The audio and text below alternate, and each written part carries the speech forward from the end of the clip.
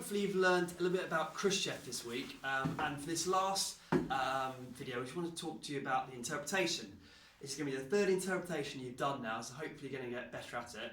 And the questions are exactly the same each time, it's just the ending is slightly changed. So this is the question we're going to look at this time, focusing on Khrushchev. So it says evaluate interpretations of both the two passages and explain which you think is more convincing about how successful Khrushchev was.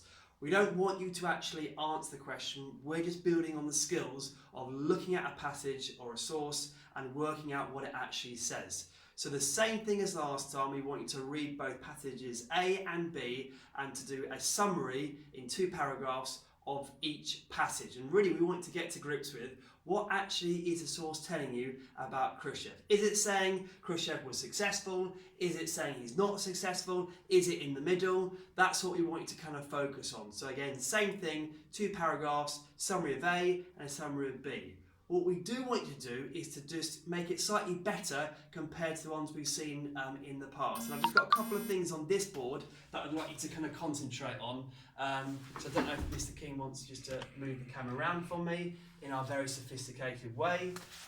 So from what I've seen and what Mr. King's seen in some of the examples you've given us, I'd like us to now try and do a couple of extra things in our summary. So keep the summary, tell me what the actual source tells you, but if you can, I think you can at this point now, try to add some own knowledge to support your point. So if the source says Khrushchev was really good at reforms, can you add in some own knowledge to support about the factors he was good with reforms? So any own knowledge you can, just put in from my own knowledge I can add, and that's how you can add some own knowledge. And hopefully you can use the PowerPoints that you've already seen and made notes on to add to your paragraph on A and then B. The second thing, again, we really want you to use quotes to really support what you're saying. So if you are saying Khrushchev, according to passage A, is good at reforms, put in the quote that is demonstrated in that passage. And again, that's really important when you eventually do the main answer later on.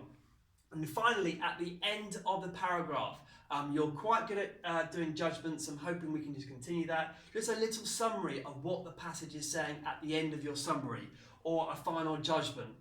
Just get you to think about, summarising a passage in a really short couple of lines right at the end. So just to kind of recap, we want you to look at both passages. We want you to annotate them. We want you to write 2 paragraphs, a summary of A, a summary of B. We want you to try and add some own knowledge in those summary paragraphs. We want you to try and add some quotes in those summaries. And we want you to try and have a little final judgment at the end of your summary, just to summarise the whole thing up. And hopefully that will make your answers better. But you're all doing a cracking job, so keep going, keep sending in the work, and we look forward to seeing your emails. Take care.